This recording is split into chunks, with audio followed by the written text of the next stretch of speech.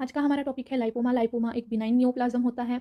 ये yellow fat से arise होता है, बिनाइन होता है, येलो फैट से अराइज होता है। किस चीज़ की वजह से? हाइपरप्लेशिया या हाइपरट्रॉफी। हाइपरप्लेशिया यानी कि उसका साइज बढ़ गया, हाइपरट्रॉफी यानी कि उसका नंबर बढ़ गया। ठीक है, फैट सेल का या तो साइज बढ़ गया या फिर नंबर बढ़ गया। तो लाइपोमा क्या है? बिनाइन नियोप्लाज्म है जो येलो फैट से अराइज हो रहा है। वो किस वजह से है? हाइपरप्लेशिया या फिर हाइपरट्रॉफी की वजह से है। आएगा मैच्योर एडिपोसाइट्स रहते हैं जिनका न्यूक्लियस यूनिफॉर्म होता है। ठीक है, कैसे है एडिपोसाइट्स? मैच्योर है, nucleus uniform, it is pretty similar to what the normal adult fat cell is like. ठीक है, अभी लाइपोमा का जो फैट होता है ये जनरल मेटाबॉलिज्म के लिए अवेलेबल नहीं होता है और प्रिवेलेंस इसका बिनाइन ट्यूमर में तो लाइपोमा बहुत कॉमन हो जाता है। हर 100 में से 1 या 2 लोगों को लाइपोमा होता है। एंड इसमें कैरियोटाइप चेंज होता है 12q का, ये इंपॉर्टेंट है, 12q आपने याद रखना है।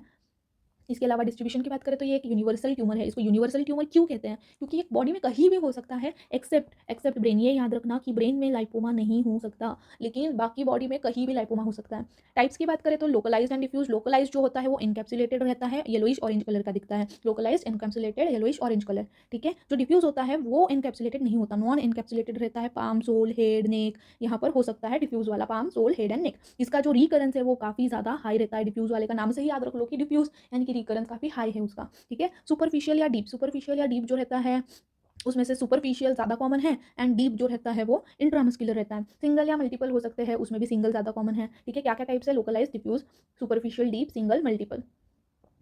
क्लिनिकल फीचर्स की बात करें तो लोकलाइज रहता है, लोब्यूलर, नॉन टेंडर। तो ये नॉन टेंडर रहता है, लोब्यूलर रहता है, लोकलाइज।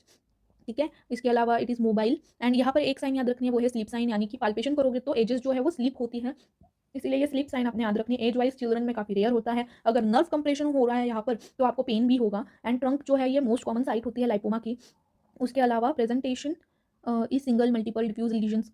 ठीक है, तो क्लिनिकल फीचर में क्या है? Localise, lobular, non tender, mobile and उसमें स्लीप साइन आती है, चिल्ड्रन में रेयर है, pain if no compression occurs and trunk is most common site. Investigation में वही आप करा लो, imaging, ultrasound, CT, MRI and incision biopsy करा सकते हो, एफएनएसी करा सकते हो, ताकि इसका बिनाइन नेचर कंफर्म हो जाए।